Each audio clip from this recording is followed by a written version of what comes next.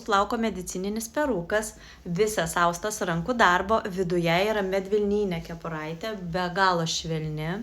Taigi moteris, kas turite alergijų, pluoštams arba būna nuo perukų niešti galvą, tai jums tinka tik kepuraitė su medvilne. Žiūrėkit, kokie plaukučiai, čia toksai ilgesnis modeliukas.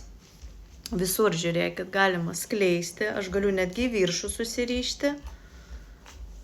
Išsikerpu tos trumpuosius plaukus, kad atrodytų natūraliau. Rodau labai iš arti priekinę liniją jums.